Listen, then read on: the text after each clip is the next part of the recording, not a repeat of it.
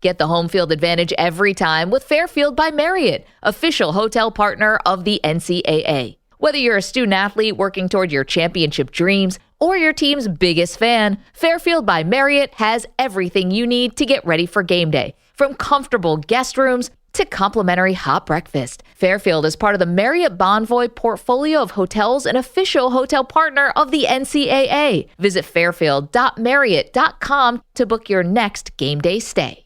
As a major research institution, Arizona State University offers the most online bachelor's degree programs, along with world-class faculty and dedicated support. Discover why ASU is ranked #1 in innovation for 9 consecutive years. Tap to learn more.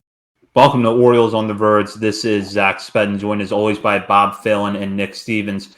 And we have a lot to get into tonight as we take questions from our listeners in one of our final episodes of 2023. We're also going to get into a recent move the Orioles made, acquiring right-handed pitcher Jonathan Heasley from the Kansas City Royals. But first, before we dive into tonight's show, we have a new member of our Patreon community to welcome. And with that, I'll turn it over to Bob. Yeah, I guess I'll deliver the news as I've been delivering the mail this Christmas season. Brian Keston, it looks like, is the newest member, and he signed up for a year up front. We love to see it. Welcome, Brian. And, he gets to join our new Discord channel, but you do not have to be a patron to join. So if you want to go to our patreon.com just to check it out, even if you're not a patron member, you can join the Discord and get in on the action over there. And as a reminder, you can sign up at the $3, $5, and $10 levels of Patreon right now. At the $5 and $10 levels, you will have access to exclusive daily coverage, including our soon-to-be-released Top 50 Prospects Countdown. We're going to roll that out sometime in January. And then at the paying levels, there's a new perk coming your way, which we're going to announce on our show next week.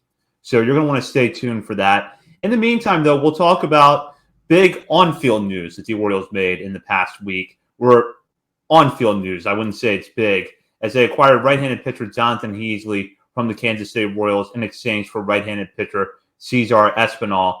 Heasley, who will turn 27 next month, has a 5.45 ERA in 36 career big league games across parts of the last 3 seasons. Going back to 2021, he looked like one of the Royals' top pitching prospect breakouts after a solid season at AA Northwest Arkansas, but he has struggled to capture that success since then while pitching primarily in the major leagues and the high minors. Dig into his stuff a little bit, and it is admittedly intriguing. A fastball that consistently sits in the mid-90s to go along with a 4-pitch mix that includes a curveball, a changeup, and a slider. For right now, it looks like the Orioles are bringing him in to add extra depth to their organization, as Heasley does have one minor league option remaining. He also, as I mentioned earlier, has bounced back and forth between the minor leagues in the last couple of years. Currently, the Orioles' 40-man roster sits at 38 players. So, Nick, I'll start with you here. What are your thoughts on this move, and can Heasley have some sort of role for the Orioles in 2024? I think that, just zooming out a little bit, this is the type of trade where my response is, regardless of who the pitcher coming to Baltimore is, my response is the same, that I think it's a fantastic trade. Not because I think Heasley's going to be Yennier Cano 2.0. That's not why. It's not because I think the Orioles are going to sit here and he just start throwing a sweeper last year. They're going to turn that sweeper into some elite pitch, or they develop this changeup and he's this stud fastball changeup reliever. Maybe even he wins a rotation spot as the 5th guy. I don't know if any of that's going to happen. He better not be a starter on this team in this rotation. But, there's a chance the Orioles could try to slip him through waivers and he gets claimed, or there's a chance he gets shelled in spring and he gets sent to Norfolk and he's cut before too long because he gets shelled in Norfolk. I don't know. All that's probably likely. In the end, this could be an absolutely nothing move, but you traded away an 18-year-old pitcher who spent the last 2 years in the DSL. Maybe he becomes a contributor in 4 or 5 years. I don't know about you guys, but I recognize the name Cesar Espinal from just looking at DSL box scores, but I don't know a single thing about him, his stuff or anything. Haven't heard anything about him. Nobody's talked about him. So as far as Heasley's concerned, clearly the Orioles saw something in him that they like. Maybe he starts in Norfolk while they tweak his stuff. And 2 months into the season, when small injuries start to pile up, fatigue starts to settle in with some of the arms, and you need that other option to come up. And he's doing well in Norfolk. Maybe the Orioles have put a little magic touch on him, and he can be a productive bullpen arm for you. If not, again, it costs you an 18-year-old Dominican Summer League pitcher. And like looking at his Steamer projections for Heasley, that is, I mean, Steamer kind of likes him. Like 37 innings, a 4.73 ERA, 0.0 F4. So like, right at league average guy. But like, if that's the kind of guy that helps you work through some injuries, is an up and down guy, he's got that option. Like Zach said, I think that turns out to be a great trade. Every move doesn't have to be a grand slam, front page move. This organization, we know, kind of massages those fringes of the roster pretty hard. And they're going to keep doing that all year. And Heasley's one of those guys. So I do this trade 100 out of 100 times, to be honest. Yeah, I think I agree, first of all, because Espinal, like Nick said, I'd seen the name, recognized it from looking at the box scores, but I didn't know the guy. And if we don't know who a guy is in the Orioles minor league system, then, I mean, it's not impossible that one could slip through. A gem could slip through the cracks, but I feel like we won't miss too much there. And yeah, it's the option. It's interesting because we were just talking, the patrons.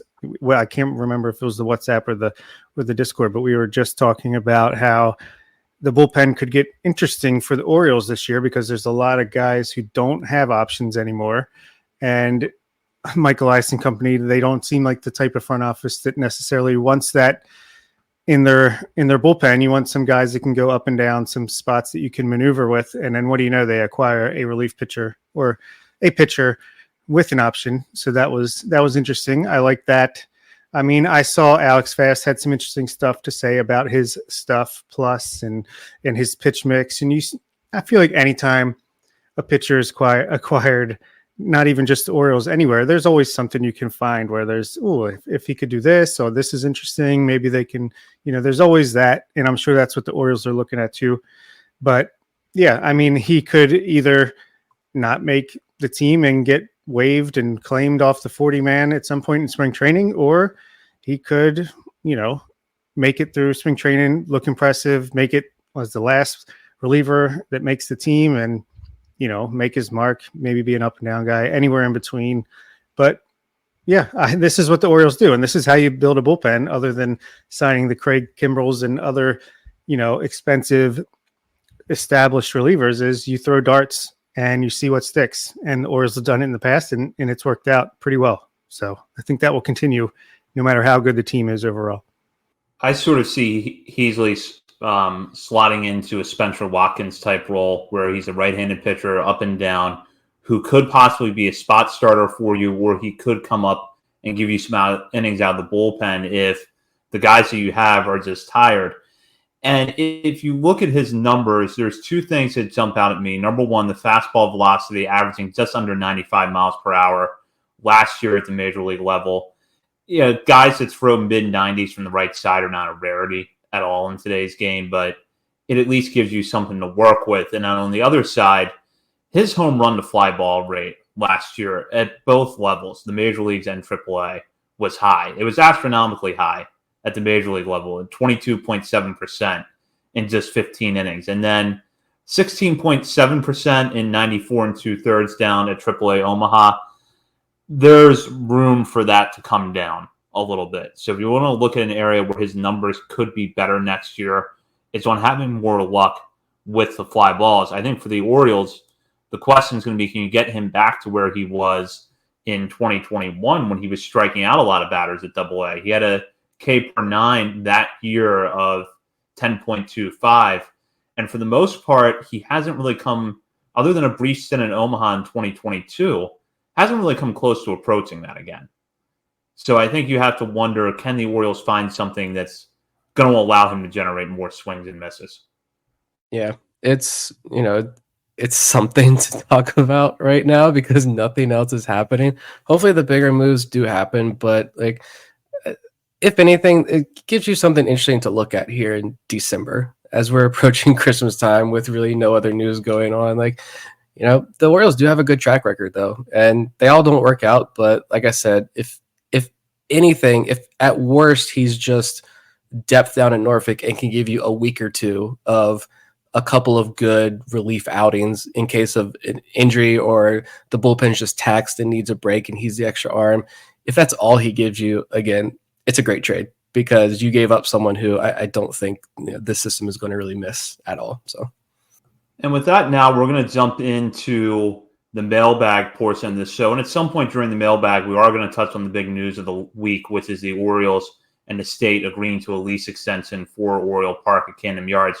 For now, though, we're going to focus on on-field stuff. I'm going to start with this question from Justin, who wants to know, what is the bare minimum thing left the Orioles could do this offseason for you to be satisfied? He says for him, it would be adding another solid bullpen arm. Are you fine with the rotation as is? And if it's all in-house starters, who are your five? So a few things to pick apart there. I'll start with Bob. Well, the bare minimum I could be happy with is I want a starting pitcher, and not just a Kyle Gibson type, not just a back end innings eater type. I feel like we have those in house now between Tyler Wells, Dean Kramer, et cetera, et cetera. I don't know who those et ceteras are, who Bruce Zimmerman, Cole Irvin. Don't forget Cole Irvin. So I wanted to either sign or trade for a mid rotation or better starter. That's the bare minimum for me. They could obviously do more than that. Are you fine with the rotation as is? I mean, I think we would be okay if we kept it as is, but I personally would not be fine with that. But if we did keep it as is, who is it? Our starting five, I'd say Bradish, Grayson Rodriguez, John Means, Dean Kramer, and D.L. Hall. For me, I see D.L. Hall winning that fifth starter role, and then Cole Irvin could be the swingman, kind of spot starter, long reliever type, but between DL Hall and Cole Irvin for that fifth spot. I like it. I'm going to dive into DL Hall more later on. So I'm not going to expand too much with this answer, but I will say that this is a good setup for a lot of other questions. The bare minimum, get a starter, get a back end of the rotation type starter, someone that strengthens the end of the rotation. I think I said it last week, like, I'm fine with Lucas Giolito. I know he's pumping that name up. I'm fine with a name like that. A veteran guy with some upside if you can fix him a little bit. That's like the bare minimum, though, that I think you need. I think you have the bullpen pieces. You need help in the rotation. And that includes like a higher floor type signing because like John Means over the last 4 years has barely over 200 innings. Like his health is kind of scaring me more and more as the season approaches, even though there's been no updated news. Like there's no new reason to be scared, but just thinking about getting through this season, Means is a bigger concern of mine, I think, moving forward. Am I fine with the rotation? No. But for the sake of the question, assuming we're only going with in-house options, it's Bradish, Grayson, Means, Dean Kramer, and I'm going Tyler Wells there. Like maybe the Orioles have him on a program where they're getting his endurance up and he won't hit that wall for a third year in a row. If not, just get him to the trade deadline. Then you make the move and you can bump into the bullpen. But hopefully like the Orioles don't go into the season with just the current options on their roster because they need something. Yeah. Bare minimum for me would be kind of like Nick said, someone who's going to go at the back of your rotation where the ceiling is higher than what someone like Kyle Gibson last year or Jordan Lyles the year before would give you. Would I be okay with the current rotation as is? I think they can make it work for half a season. But I would not count on the current group getting you through the regular season into the playoffs and winning in October. And then if I had to go out of the current group, I would go the exact order that Nick had. And the reason for that is that Tyler Wells was arguably the Orioles' best starter in the first half of the season last year. Maybe even not arguably. He probably just was. Mm-hmm. And then he suddenly hit a wall. If you could get even just one more month out of him before he hits that wall this year, that would be really helpful. I still kind of get the sense and feel like he might be better off in the bullpen. But if we're going to go with 5 pitchers that are there now, I like the upside of Wells for at least the first half of the season and see what he can give you. Alrighty. Brian has a question. It says, which do you think is more advanced, the hitting or pitching development program? Chris Holt, got the pitching program started right away. Hitting seemed to start a year later. Now it seems like hitting is ahead, but that could just reflect draft investments. What do you think, Zach? I think that Brian's right that the pitching probably did get started ahead of the hitting. And there's a few reasons for that. I think one, pitching development in general is just harder. And the Orioles had not had a good track record of it for a long time. But if I had to say right now which is ahead, I would lean towards the hitting side because if you look at the young hitters coming up, Gunnar Henderson did struggle for a little bit last year. Adley Rutschman struggled a little bit when he got here. But for the most part, the guys coming out of your farm system that you want to work, Rutschman and Henderson included, are hitting. When they are given extended opportunities, they hit, they stick in the lineup. And we've seen some success on the reclamation project side of things. Ryan O'Hearn was very good last year. And although I know that Adam Frazier was a divisive name, maybe among Orioles fans with his abilities, I didn't know that he had that kind of power stroke. I wouldn't count on him coming back here and doing it again next year. But for that 1 year you had him, you got it out of him. Whereas on the pitching side, I don't know yet that we've seen the Orioles bring in a starter that maybe outperformed expectations. You could kind of argue that Jordan Lyles did in 21, but I think the year that they got from Kyle Gibson last year was about the year you would have expected.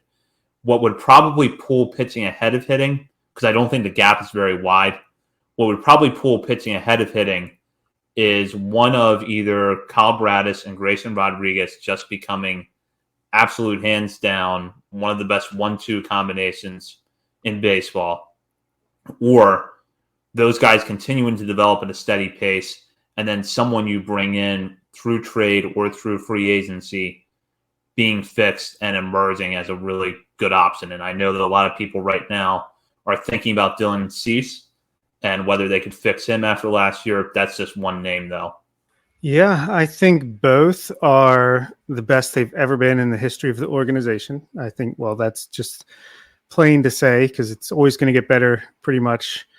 But I also think both are some of the best in baseball in their respective categories. I know, the Guardians, the Rays, Dodgers, they're top of the line pitching development. I think the Orioles are probably top 5 or top 10 when it comes to pitching. But hitting, I feel like they might be the best in the game because, Anthony Santander didn't walk until this player development team came in, and now he is like really long at bats, fouling pitches off, has good walk rates, and I feel like his eye is only getting better and better.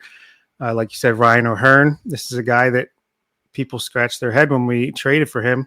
It's like, what the heck? You're paying, what was it, $1.7 million, this guy in arbitration to go down and be emergency depth in AAA. Okay, that's weird. Worked out pretty well. You see, it's not just the guys like that in the major leagues. In the minor leagues, Gunnar Henderson wasn't Gunnar Henderson until he had a couple of years in this player development system. And Samuel Basayo, Kobe May, like these guys are developing. The success rate and the hit rate is incredibly high right now. Hopefully it continues. But what they're doing on the hitting side, I feel like it's unprecedented, and we can only hope that it continues.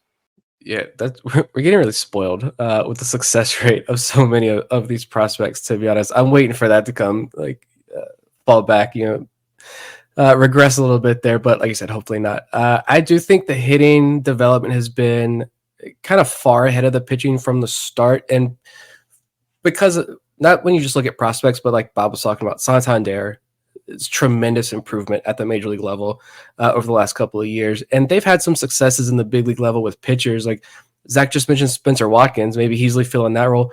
Watkins was the guy who was on his way out of baseball when the Orioles brought him in. And was he great? No, but he was serviceable for a number of starts. This year, we did see some pretty crazy development, I think, from pitchers like Kyle Bradish finishing in near the top of Cy Young voting. Grayson Rodriguez, of course, having his really dominant second half of the season. So we're starting to see the pitching catch up. Baseball America, you're looking at just the prospects, though. Baseball America had that article a couple of weeks ago, and it's looking at all areas, like different pitch types in all areas of pitching. Orioles pitching prospects kind of littered these lists of, biggest fastball velo increases, most dominant lefties, most dominance versus lefties, righties. It broke it down by so many different stats and so many different pitch types. and it's Orioles pitchers everywhere on that list. Now we're starting to see like more investment in pitching in the draft, and the scouting reports on all these guys are so similar. The international side of things, the scouting reports are so similar on so many of these guys. I think it just took them a little bit longer to find that formula that they like with the pitchers, and now they've got it. And it's going to change. They're going to tweak it, but for right now, they found the formula that they like. And like now, you're also drafting higher upside arms with like Baumeister, Kiefer Lord, and they're not afraid to dig deeper in these drafts and find guys like the Jacob Cravies and Nestor Hermans, these small school guys, and you're like, I get why they draft. We finally get our hands on some of the data, and we're like, that's why they drafted this guy. Even though some of these guys, you look on Baseball America's top 500. Joe Doyle puts out like top 600 or top 700 draft prospect lists. These guys aren't on those lists because the Orioles don't care. Like they've got their formula, and if you fit their formula, welcome to the club. So I think we saw a big rise in the pitching development this year, and next year, I've said it a couple of times, I think it really takes off, and you start to see more of that national respect that kind of Baseball America started showing this offseason. Yeah, and I feel like with where the Orioles are most likely going to be picking from this past year on, the pitching, they might take some first-round picks with pitchers with picking in the end of the first round. But moving on to a question from Ben here, who wants to know, how many bullpen spots do the Orioles give to guys with options? Like I said, we were talking about this. Feels like this year is a big year for lost flexibility in the bullpen, which is great because it shows guys are more established. But what do you do when you go back-to-back days with short starts and you need some bullpen help? Nick? I don't have an exact number. I don't know. But obviously, this organization, like I just said, they're going to put the best arms in the bullpen. Pretty simple. But the fringes of this roster they have to give you flexibility, and they're going to do that. Like Nick Vespi, I think we'll probably talk about him in a moment with another question. I think Nick Vespi is a guy who's probably going to stick on this 40-man roster. Why? Because he has that option. Is Nick Vespi going to be on the roster next year? Probably not when he doesn't have that option, right? That's unfortunately, I think guys, again, we'll talk about some of these more in detail later, but I do think guys like Michael Baumann, Keegan Aiken, these guys that don't have options, some of them could be moved, I think, in smaller type deals to make room for hopefully better options than like a Jonathan Heasley.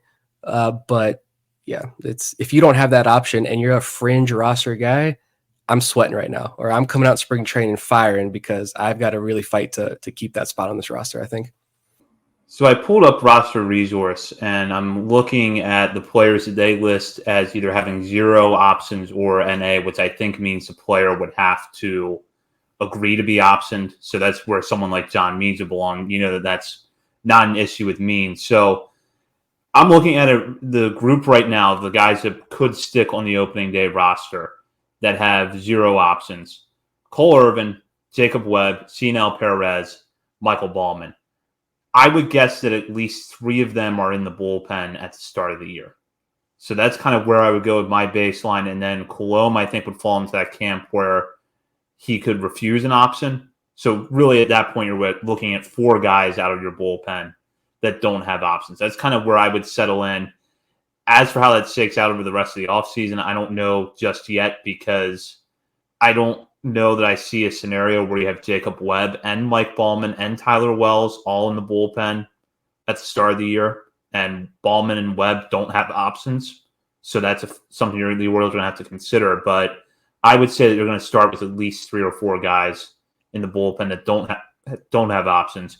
And I also am looking at this. I don't know if that includes Dylan Tate either, who I don't believe has options either. He has 1 option remaining, which is surprising. But if he's back and healthy and pitching great, he's one of those guys that you probably don't want to use an option on, kind of. But yeah, at least he does have an option if you need to go that route. But it is, between Baumann and Webb, I think at least one of those guys will probably be gone. I mean, what was it 2 years ago when Tanner Scott and Cole Saucer went? I think that was a trade that was because you wanted some flexibility in that bullpen. So, I think you're going to probably see a spring training move or 2 that creates a little bit of flexibility at the back end.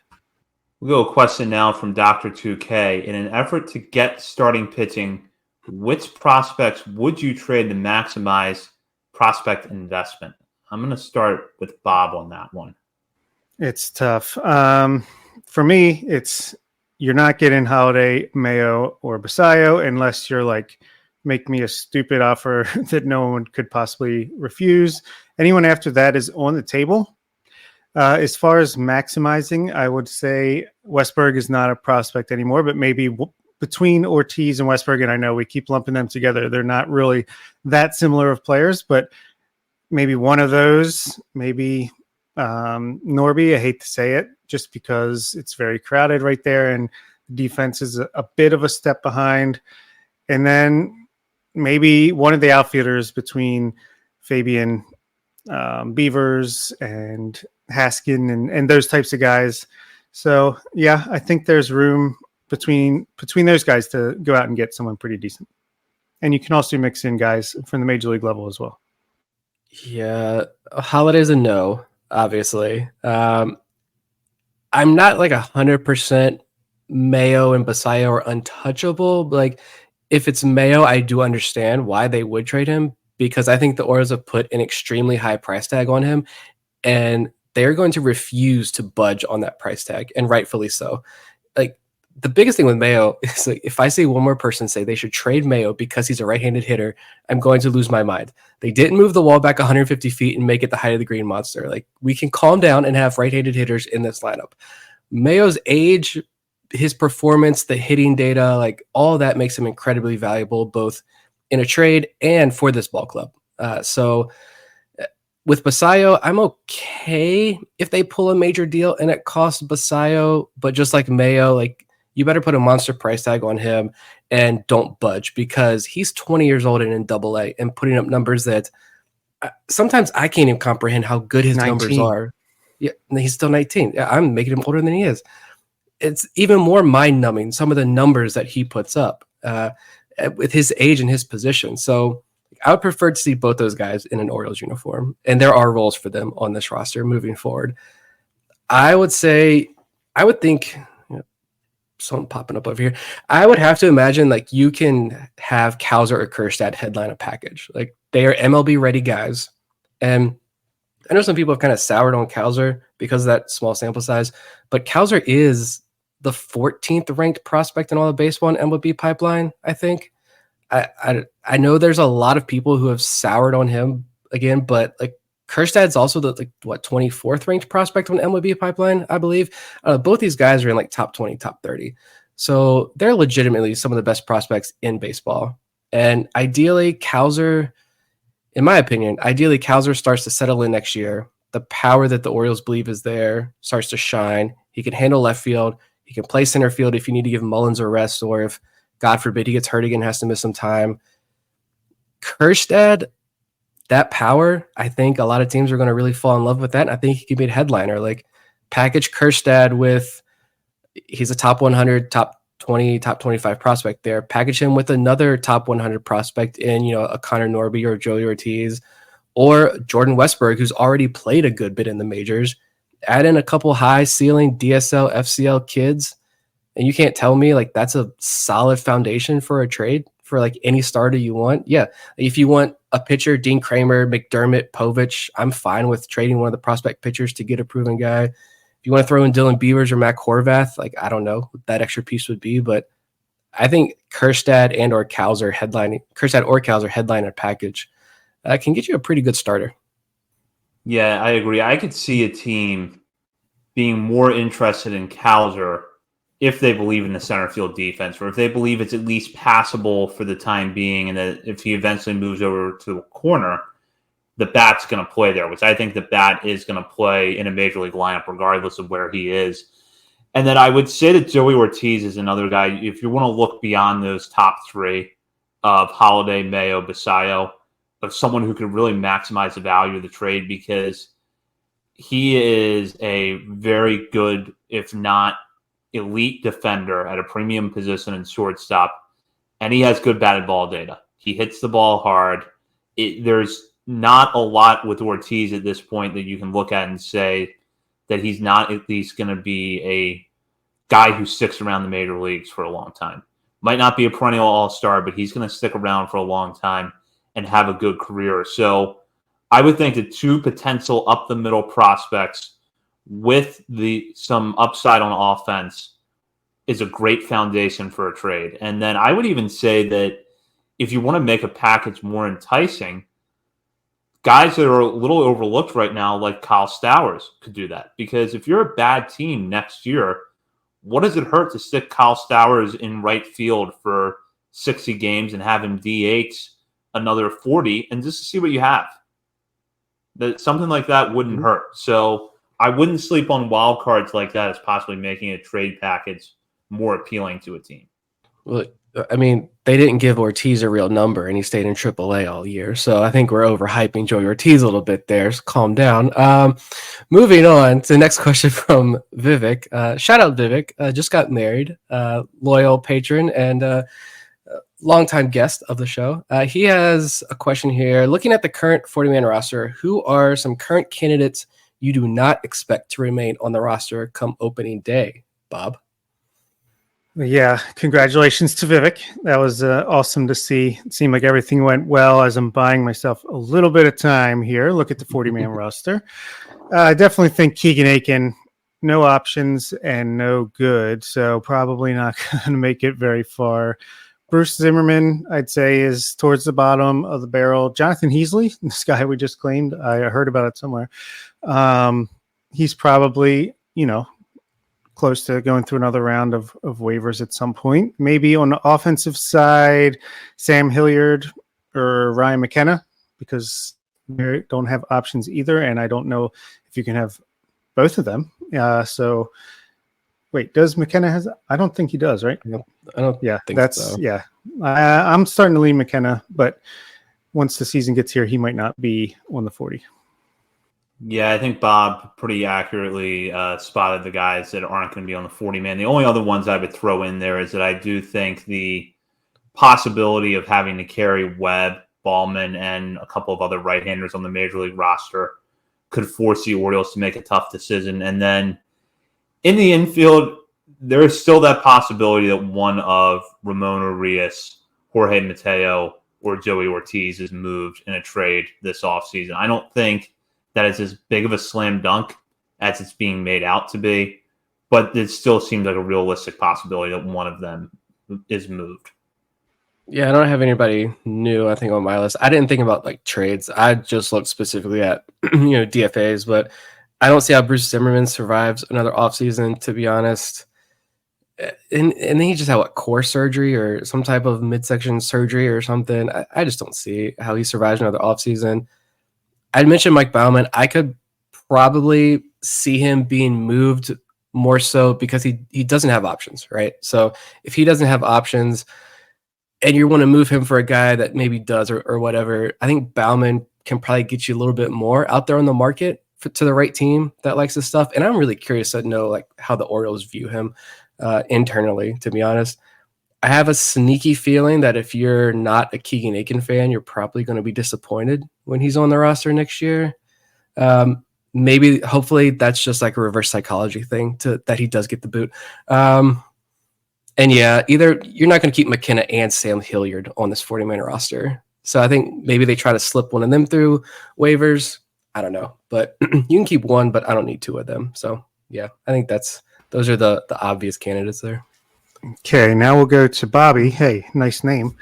Do we see Mateo in the outfield more this spring training? And would that lead to him staying over Ramon Urias if it was between the two of them? And also, as a side note, will Jordan Westburg get some time in the corner outfield, do we think, in 2024, Zach? Yes, I suspect that if Mateo's around, you are going to see him out in the outfield a little bit. I mean, the Orioles sort of moved in that direction a little bit last year by giving him some time in center field and apparently working him out in the outfield during pregame or warmups. So that possibility is there. And then whether or not that makes him less expendable than Urias, I think comes down to some other factors. Yeah, there's a little bit more with the bat to like about Urias. If they feel like the third base defense is going to bounce back next year, that could be another reason. But Mateo also has that speed factor. So while the outfield could be part of the answer there, I don't expect it to be the end-all in the Orioles' decision of whether to keep Mateo over Urias.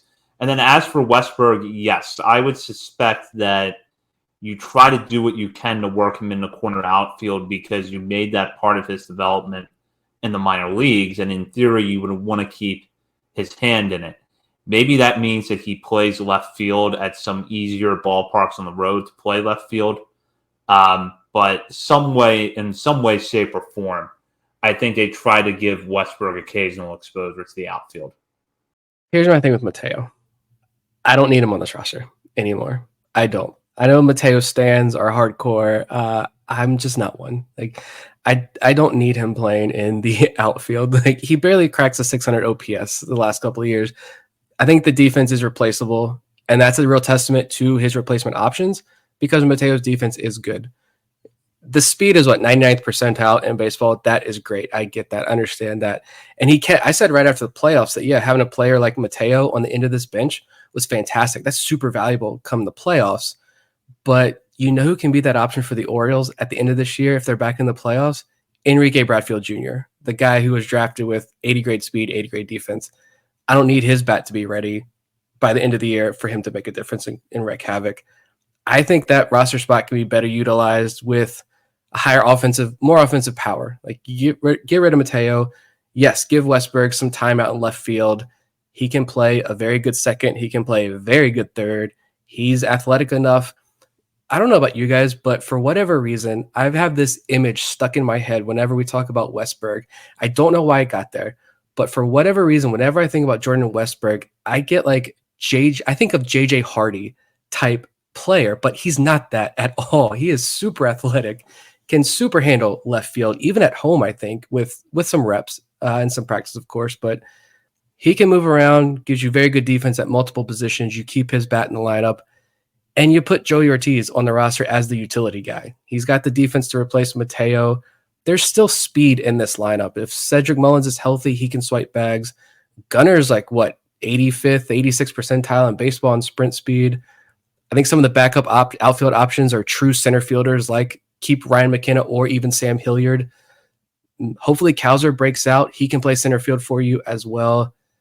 I don't know. I understand the value that Mateo can bring, and I understand he can win you a couple of games there. He had his moments. I just think maybe I'm too harsh. Maybe I'm in the minority here, but I just think at this point the Orioles have better options that they can move on from him. I'm not going to hear anything from me. I agree with you. I predicted he would be non-tendered, so I'm surprised he's still here to this point. He does have value on a team. I just think the Orioles are past the point of needing said value. I agree with all your points there. I do think he'll probably, if he's still around in spring training, why not? I mean, throw him out there. You're going to at least try to squeeze every last bit of juice out of him.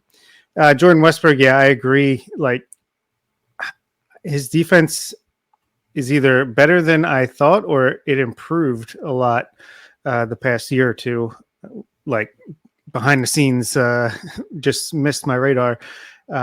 Hit second base, he was fantastic. At third base, he was solid. I feel like he could probably even stand out there at shortstop and be pretty serviceable. So I see no reason to believe why he couldn't go out in left field and be at least as good as Austin Hayes is as far as range goes. I don't think he's going to have the arm that Austin Hayes does, but I feel like he should at least be able to be similar in covering the ground out there. So yeah, why not? If you want to get that bat in the lineup more often with all the infield guys, potentially Jackson Holiday at second base, then yeah, I think he will see time in outfield. And if there's one person on this roster, honestly, that I think, without knowing him like super detailed, obviously, but from the stories that we hear about Jordan Westberg from coaches and other players in this organization, I feel like if there's one guy on this roster right now that if you're going to keep on the roster and move him around those multiple positions, and it's not going to affect the bat at all, I think I just have this feeling that it would be Westberg, and he would bust his ass on a daily basis to be the best left fielder possible. So you're not worried about it, even if he's playing left field at home. I just get those vibes from Westberg as a dude on the field. Yeah, completely agree with that. And I'll go to this question from Ben. And Bob, you kind of give the pits at the top of every episode, so I think it's appropriate for you to answer this question first. Why should we all join the On the Verge Discord and sign up to be patrons? Hold on. Let me get my salesman hat. No. The patrons thing, it's, if you want to support the show, if you enjoy the show, it just helps us be able to do a little bit more. And also, I think, we've created, it's not really mostly because of us, it's people that have come in and helped us create an incredible community of Orioles fans that are just, it's almost like the Orioles say when they draft these guys, it's not just a talent on the field. These are great people. Like, I want to talk Orioles and other stuff, anything with these guys, with these people all the time. And we do. And that's why we switched from the WhatsApp to the Discord, which you should sign up for the Discord because there's no patron barrier. Yeah, there's some Patreon exclusive channels that you might miss out on. Maybe that's another reason you want to sign up for the patron. But Patreon, keep getting those words mixed up. But I wanted to be able to try to, grow that community and not just have it just be the patrons. I want to try to grow it and have more and more people to talk Orioles baseball with, especially since Twitter seems to be falling apart quicker and quicker every day. Started a Threads account for the podcast. So if you're on Threads, go ahead and follow us over there. And yeah, that's the pitch. Yeah, the social media conversations are just a giant cesspool of just ignorance, and you can block people, of course, you can mute people, of course, but yeah, the discussions that go on in the Discord, you don't even have to pay for the Discord. Just come and join if you're looking for a place to talk baseball, to talk literally anything. There are a couple of people who are not patrons that are probably the most active in the Discord channel now, and their knowledge of baseball is almost unmatched, I think, in my opinion. I love reading the chat. So yeah, if you just want to avoid the cesspool and just have a getaway to have like better, more fun conversations, check out the Discord. Link in the description. Do it. Question about the podcast structure in here as well. There could be some changes since we're joining the Believe Network, which we're happy to do. There are potential changes for non-patrons. The Patreon channel RSS feed will still be the same, hour and a half long episode, but on the main feed, you might see once the new year hits, multiple shorter episodes per week, just to make it a little more consumable for your drive to work, drive home from work. And yeah, we're just breaking it up to make it easier for everyone to digest it. But if you're a patron, we know you want the full hour to 2 hours, 3 hours, however long we end up going, just straight into your veins. Alrighty. So, and yeah, don't be afraid to, DM us if there's anything you want to see, any changes you want, anything you want us to talk about, hit us up. We have like 900 social media accounts now, even though I just bashed social media. Mike has a question here. It says, what lineup slot do you see Holiday, Cowser, Gunnar, Bradfield, Enrique Bradfield Jr. inning up in? Does your answer change if any of them were in a different system, Zach? So this is a great question because all four of them will probably, if they stick in this organization, will probably get the chance to lead off at some point. Gunnar already has. And so I really look at this group and I think that out of the four, all four of them are hitting within the top six of a major league lineup that they're in at the same time. I feel like Holiday is always going to be a top of the order guy. Gunnar is going to be a top or middle of the order guy. And then Cowser could kind of be that wild card. He might make sense in leadoff some nights. He might make sense as low as fifth or sixth some nights, depending on the matchup. The one thing that I pretty firmly believe is that in any organization in baseball, Enrique Bradfield Jr. is being developed as a leadoff hitter because he has the prototypical leadoff hitter skill set.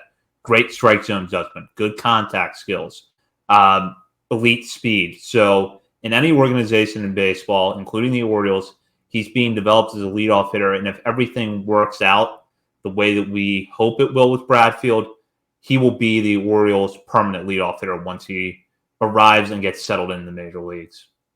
Yeah, that's the only one of those that I would say would be different in a different organization because he's a leadoff hitter, like you said, but maybe not for the Orioles in the mid to late 2020s.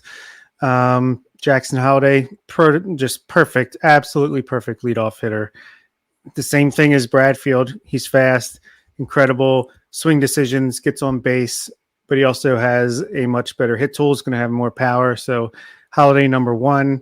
I'd say Kowser is, I don't know if you want to lead off back-to-back lefties, but I think both of those guys are going to get on base at an incredible clip. Kowser could be the great number 2 guy. Gunnar, he's a three hitter. Again, that's lefty, lefty, lefty. You're probably not going to do that. Maybe put Adley second or something like that. But he's a 3 or 4 hitter. Just he's going to punish the ball consistently as we saw him do last year. And Bradfield, in this system, he probably is, maybe you put him at 8th or 9th, depending on how the bat develops, just because he could turn the lineup over, get that speed on the bases for the big guys coming up around the lineup again. But at the same time, just pick names out of a hat. These guys are going to perform well on the field. Yeah, I got nothing new I can add to those 2 answers. I agree. I'll just go to the next question then from Ben, who says, it's a couple parter here. What's the best Christmas gift the Orioles could give you? And I think the second part of this is for Bob specifically, so you can answer first. What is Christmas like as a mailman? Does it take away any of the magic, or kind of nice to deliver exciting things to people? Maybe your first Christmas season as a mailman, it's like, oh, look, I'm like Santa Claus here. I'm doing all these nice things. By the second or third year, you're like, Christmas sucks. They should ban it. No, I still love Christmas, but only Christmas Day. There's no Christmas season to me anymore. I get punished for a month or 2 leading up to it, and then hey, Christmas is great. Get to watch the kids open the gifts. But yeah, Christmas. I can't wait to get another job, then I can start to enjoy Christmas a little more again. As far as the first part of the question, now I have to go back and remember what it was. What is the best Christmas gift the Orioles could give us? Corbin Burns, Freddie Peralta, Logan Gilbert, Brian, one of these guys, a starting pitcher, like we talked about earlier. Yeah, I'd love to see that big trade. I don't know if we're going to do an emergency podcast on Christmas, but I will definitely be happier if something like that comes across our news feed right around then. Yeah, I agree with Bob. Just bring in, that guy that's going to slot in at the top of the rotation. I think we can call the offseason a win. We can put all the speculation about trade packages to bed once and for all. But Bob, I've got a question for you here. When are we going to get our own commemorative stamps for the podcast? I can't even get a discount on stamps. I work at the post office. I don't know how much stamps are, to be honest with you, but I'll put in a good word. I don't know. They don't listen to anything we have to say about how the job will be done, so I doubt it'll work, but hey, it can't hurt. Best gift we could get. Christmas is in 5 days, so I doubt we're going to see any notable action, although I don't know, all this reporting, some of this reporting this offseason, I feel like every year it's kind of ridiculous, but especially with this Yamamoto stuff, it's even more ridiculous. He's supposed to decide by Christmas or something. I don't know, but maybe if he does, then the hot stove can maybe start to really heat up in that week between Christmas and New Year's. And then maybe after New Year's, when everybody's back to work kind of full time, the holidays are over, and the major chips, Yamamoto signed, Ohtani signed, then the market really gets going. Hopefully that's soon. I just want to trade. If I'm asking for a Christmas present, give me a trade. I'm not asking for a mega extension yet. I'm not asking for Blake Snell. Just give me a trade. Give me that starting pitcher. Let's get some action. Let's boost the rotation. Let's have some fun this winter, finally, for once. Yeah, I like Jake's idea. Extensions for the baby birds. Hey, sign the lease. Let's put that money to use. Let's get some new ownership. How about that for a Christmas present? But anyway, moving on to the next question here. We have Dr. 2K again. Which all-time Oriole had your favorite walk-up music? Nick? I couldn't tell you any player, past or present, what their walk-up song is. So something I've never paid attention to, so I can't answer that one. Sorry. Yeah, I really don't remember all the time. I will say this, though. I give Gunnar Henderson credit for trying with Gwen Stefani's Sweet Escape last year to get the fans into that. being there as often as I was, I got a little tired of it towards the end of the year. So, Gunnar, I'm sure you listen to the show every week. Maybe think about switching up in 2024. But I admired the attempt to get the fans into it. I also don't particularly pay too much attention to the walk-up music. I do like when JJ Hardy would be announced by the PA person, the JJ, the crowd getting into that. I like that. Something like that's cool. But as far as music goes, shoot, I don't know. Melvin Mora always had like the salsa music. It was pretty fun. I don't know. Good question. I just think we're the wrong guys to answer. I feel like I could do a better job with the worst because the bad songs get stuck in my head more in the way that a good one does. But we'll save that for another episode. So we'll go now to the next question here on our list, which is from Vivek. And I think this is what Nick was talking a little bit about earlier. So I'm going to start with him on this. Yenny Cano, Danny Coulomb, Cianel Perez, Dylan Tate seem like locks for the bullpen. How do you sort out Baker, Ballman, Aiken, Zimmerman, Webb, Vespi with Hall and Wells, and Irvin as potential bullpen depth? So like I said earlier, I think I could see Bauman getting moved in a small deal, maybe. Zimmerman getting DFA'd. And if he goes unclaimed and is back in Norfolk, that's fine. It's fine depth. Vespi has the option, so he's going to be in Norfolk and bounce up and down again. They're going to push that limit with the 5. I think Hall and Wells are in the bullpen. More on DL Hall later. Cole Irvin, I think, is in Norfolk's rotation as a key depth piece. Baker and Aiken, I'm not sure. Like I did just joke about dumping Aiken, but he had the smaller sample size last year. But that K rate was the highest it had been since his first year in the majors. He was trending towards back-to-back seasons of like a 6% walk rate as well. That walk rate was pushing like 10% back in 2021. The home run rate dropped significantly. Yes, he had a 6.85 ERA, but he had a 4.86 expected ERA, 2.96 FIP, 3.89 xFIP, worth almost half a win in just 23 innings. Again, if you like projections, if that's your thing, Steamer projections actually kind of like him for 2024. I'm not a big Keegan Aiken guy, but I am very curious to understand how the org views him, because I could see them hoping kind of whatever offseason plan they put him on works and hope he can be an option for them in 2024 because he's the lefty, because some of the numbers were good. I imagine there's got to be a better option in free agency or Elias is going to find that waiver claim that can be a better option. But I just looked through some of Aiken's numbers and his splits, and I can see maybe why they wouldn't be ready to kind of why they're not ready to fully cut ties with him maybe quite yet. I don't know. Okay, I'll go through these one at a time. Baker, he's got an option up and down, starting AAA. Ballman, yeah, I could definitely see him, a guy like him or Kyle Stowers, Taron Vavra, these guys, or Vavra cleared waivers, so never mind. Bauman or Stowers, I could see being like thrown in as a trade that happens at some point in this offseason, whether it be for a starter or just a minor trade on its own. Aiken, gone. It was a good analysis there by Nick, but no. Zimmerman, he has an option, so maybe, but I think he'll probably be DFA'd. Webb is similar to Ballman, but I feel like if between the two, for some reason, I feel like Ballman would be traded and Webb would stick around. I'm not sure why. Vespi up and down. He's got an option. Hall and Wells, I see in the bullpen. Hall in either the bullpen or I think he'll be on the team. Irvin, that's where it gets tricky. Cole Irvin, I don't know. It's the Orioles have a lot of work on their plate this offseason before the season starts because only 26 roster spots. I don't know what they're going to do. Yeah, out of the guys you have to sort out, I kind of agree with both of you. I do think that between Ballman and Webb, one of them is moved this offseason, even if it's not until the end of spring training, that one of them is moved because they pitched well enough that someone would be willing to give them a shot out of their bullpen for at least part of next year.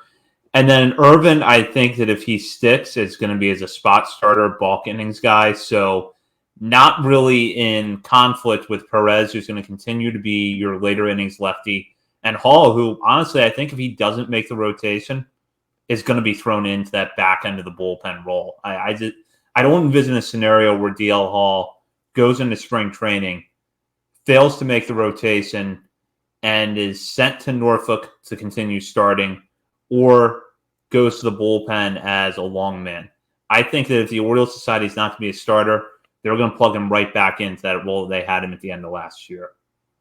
So many options, but it's fun to think about in December when the Orioles won't give us anything else to talk about. Last question here, I believe, unless we got some more in the chat or anything we want to look at, but from Matt, this is a fun one. What is your Orioles-related unpopular opinion? Bob, do you have a juicy one there?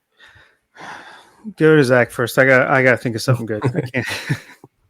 So I promised we would get to this at the top of the show, and that's why I was sitting on it now. Within the next 4 to 5 months, no one will remember or care about the ownership lease extension drama that had ever happened. No one will care because number one, the lease is finished. The development rights aren't, but they're going to fall into place in time or they're not. But regardless, that's 4 years down the road. And if the Orioles are winning and John Angelos doesn't go out and say anything stupid, no one's going to care that he's still the owner. If he sells the team and they're winning, great.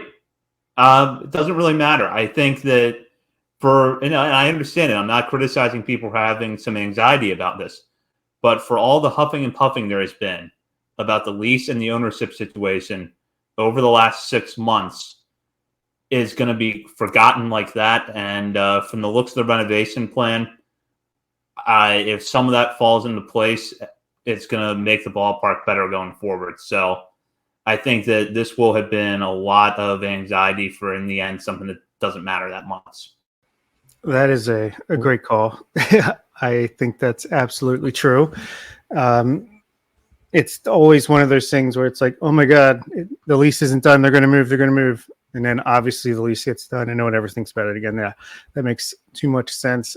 I can't come up with anything too great here, but I'll say that Jordan Westburg's overrated. I don't know. I'm trying to come up with a hot take here. I actually don't even think that, but Joey Ortiz greater than Jordan Westburg.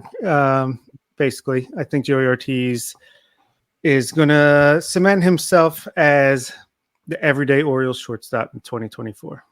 I like it. I don't mean to take the easy out here and copy Matt's answer that he had in the chat, but I am going to go with one of his answers just because I talked about this last week a little bit as well, and I've been hinting at it here. It's my unpopular opinion, and I feel like over the last couple of weeks, based on listening to podcasts and conversations and articles about DL Hall, I just feel like my unpopular opinion is keep DL Hall away from the rotation. Don't even give him the opportunity to work out as a starter. It's done. Move on. Do I want him to succeed? Absolutely. There is a role for him on this team where he can succeed and be very successful. Am I going to cheer for him in spring training when he's making starts and competing for a rotation spot? Absolutely. I'm going to be hanging on to every single DL Hall pitch because I've done it for so many years. I think all of us are so emotionally invested into DL Hall's development at this point that I think when he had John Muley on last year and he kind of mentioned like if DL Hall doesn't succeed in Baltimore and goes to another organization and succeeds, could you imagine like how much that would hurt? I feel like that would be one of the biggest pains right now as an Orioles fan after everything we've endured. I just think with DL Hall, like we've seen it already. He's pitched 19 relief innings and he's walked just 5 guys. That's a 7.5% walk rate as a major league reliever. 33 inning sample size. I get that total across the 2 seasons, but just last year, 19 innings, walked 5 guys. He had a 12.5% walk rate in AA, a 14.2% walk rate, and a 13.8% walk rate in AAA, 7.5 in the big leagues. And this year in the playoffs, 3 1/3 innings, 1 hit, no runs, 1 walk, 6 strikeouts, and 3 playoff innings against the eventual World Series champions. Felix Bautista's not coming back. Craig Kimbrell, I think a lot of people have reservations about, can he be the closer for a full season? I just think keep DL Hall away from the rotation. Not saying he can't do it, but you've got a stud. There have been the Josh Hader comps have been out there from, in his prospect write-ups for years. He's a potential Josh Hader type. Yeah, I see it now. We all see it now. Give me Josh Hader 2.0 here in the Orioles bullpen. You don't need to go sign him. You got him in DL Hall. But again, if he is a starter on this team, I'm the biggest DL Hall fan there is. I don't care what role he ultimately slides into, but that's my unpopular take, is keep him away from the rotation. Well said there on our least popular opinions. Before we wrap up here, any thoughts on our final live show of the new year? It's not our final show, but it's our final live show of this year. What an amazing year. I mean, truly. Orioles, they cashed in all the chips that we've been saying they've been collecting. So, yeah, it was a great year, and I think 2024 is going to be even better. So bring it on.